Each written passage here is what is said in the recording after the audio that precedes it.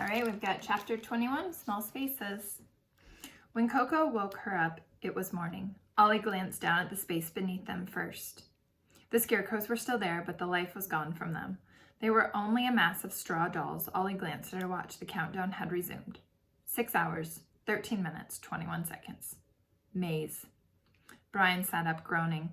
Are they gone? He asked. No, said Ollie. They're down there. They all peered over the edge and shuddered. How are we supposed to get down? Coco asked, for of course the ladder was broken. We could jump down, said Brian unenthusiastically. Maybe the scarecrows would break our fall. Or they wouldn't, and we'd break our ankles, said Coco. We can't just sit up here forever, said Ollie. Fine, said Brian shortly. You jump first. Hush, hear that? Coco said. Ollie and Brian fell silent. Rub, creak. It sounded like slow feet right overhead. They all froze. Then suddenly Ollie laughed. She stood up. No scarecrows this time, she said. A tree branch rubbing the roof. And that means a tree, which means a way down. The roof tiles are all rotten. She began scraping at the roof from the inside. Wormy wood rained down around her. Come on, help me. Together they made a hole big enough to boost Coco's head through. A tree branch, cried Coco. Ollie, you were right. Here. She grabbed something they couldn't see and struggled out, kicking. It's fine, said Coco, muffled overhead. You just have to climb, carefully. How is she the clumsiest person ever on the ground, yet a squirrel when she's climbing, muttered Ollie. Brian grinned. You're kind of grumpy most of the time, but when things get bad, you're the bravest. People can surprise you, Ollie Pop. Without another word, he turned away and began making the hole in the roof bigger. Ollie found herself smiling. Yes, sometimes even hockey stars read books, she said. Sometimes, said Brian, and smiled back. You next. Ollie hoisted her backpack and let him push her out the hole in the roof. She found herself high above the world, looking out at the huge rustling field of corn. There seemed to be a dark lump in the center of the field, but she couldn't tell what it was. Ollie waited to be scared sick of the height, but she wasn't. Coco had used the branch rubbing the barn roof like a bridge. Now she was watching anxiously from the fork of a big old oak tree. Come on, Ollie, she called. Behind her, Brian said, Come on, Ollie, it's not that high. And Olivia Adler, without hesitation, crawled across the branch and began climbing down the tree. In a few minutes, they were all on the ground, flushed with success. The corn stalks hissed all together. They were taller than Brian's head. The scarecrow stood in the corn. The trio caught glimpses of bright shirts and checkered shirts. None of them really wanted to go into the field. Well, said Ollie, either we wait for the scarecrows to come back tonight, and every night until they get us, or we starve, or we go into the corn. We can't leave without the others, said Brian. Once you leave Narnia, you can't get back in the same way. Ollie nodded. If anyone is going to save them, it has to be us. She raised her watch. Maze, it said. The answer has to be in there. Fine, said Coco, looking unhappy at the corn. Fine. They were like swimmers about to jump into icy water, and no one wanted to go first. Let's go, said Ollie. She reached out her hands. Brian and Coco took them. The three stepped into the corn. The path was narrow, and they switched to single file. Ollie went first, then Coco, then Brian. Their feet squelched in the mud.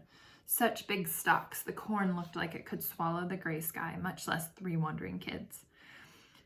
They were walking down a row. Ollie could barely hear her own footsteps. Couldn't hear Brian and Coco's. The corn rustled too loudly, dead stalks rubbing together. The row ended. Ollie looked up at the huge wall of corn. They could turn left or right. Okay, said Ollie, it's definitely a corn maze. We have to get to the center. Any ideas? Ollie had loved corn mazes when she was small. Left, then right, squealing in fake terror, mud flying as she ran, and then finally figuring it out. Getting to the center, laughing, her father picking her up and saying, Way to go, Ollie Pop. No maze can stop you. But this was different. This was cold and huge and scary. Guys, said Ollie, turning. Coco and Brian were gone. The winds whispered in the cornstalks. Guys? Silence. Ollie began to backtrack. Coco, she called. Brian? Ollie could see only one set of footsteps, only hers. The print of her rain boots. Where had they gone? For that matter, where was the way they'd come in? For now another wall of corn rose right in front of her, and she couldn't see the house or the barn. How was that possible? They'd walked straight in, not turning. But now there were walls on two sides, and Coco and Brian weren't there. Ollie felt close to panic. She spun, headed the other direction, deeper into the corn. Shh, went the stalks all around. Ollie thought she saw a dark shape up ahead. She ran, calling, "Brian!" But it was only a scarecrow with a yellow backpack staked upright, looking out over the cornfield with sightless eyes. There was no other sound but the hissing corn and the whine of Ollie's own breathing. What if something had taken the others, just sneaked up through the corn and dragged them away? Something worse than scarecrows. The smiling man? Maybe he was watching her even now. "Coco!" Ollie yelled again. "Brian!" Someone yelled, "Ollie! Ollie!" Ollie spun. "Coco?" "Ollie!" the voice called again. Ollie began to run, calling her friends' names. She came to the place where the path split, left or right, rustling in the corn. Was that something coming up behind her? Ollie chose a direction at random, left, and took off running. Her backpack thumped her back. "Brian! Coco!" The corn rattled. The sky blurred. Ollie passed a scarecrow, then another. Furiously, she kicked the last one down so that it lay still in the mud, looking up at the sky with its empty, smiling face. Ollie was in a panic by then, alone, sobbing for air, stuck in the maze. She would never get out, and all around her were the scarecrows with their snatching rake hands just waiting for the night to grab her and put her on a stake and make her scarecrow forever. Then Ollie put her foot in a hole, tripped, and came down hard.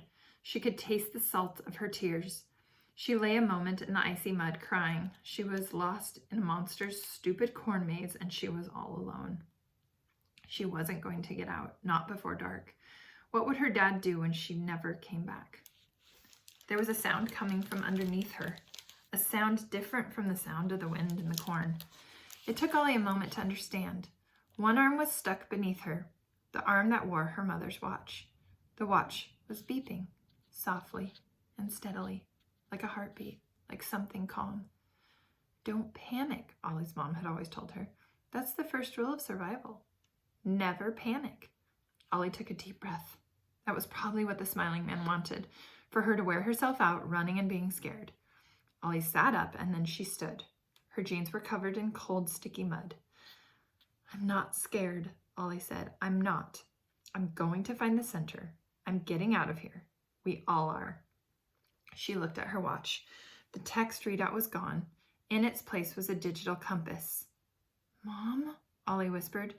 "Mom, if you're here, please." No answer. "Please what?" Ollie thought, mad at herself. "Please answer. Please drift out of the corn a ghost. Please don't be dead." The watch buzzed softly against Ollie's wrist. The readout showed a compass needle, but instead of the normal north, south, east, west directions, there were only two. There was an I where north should be, and there was an O where south should be. Ollie thought a minute, and then she understood. In the maze or out? Maybe out was safer, no scarecrows, but in was finding Brian and Coco. In was maybe saving everyone. In was being brave. Like her mom had been brave. Always, always her mom was the bravest person Ollie had ever met. Ollie could be brave. Her mom was helping her, she was. Ollie swung around until In lined up with the path. "Show me," she whispered. And that leads us to chapter 22. Hope everyone has a great day, and I'll check in again soon.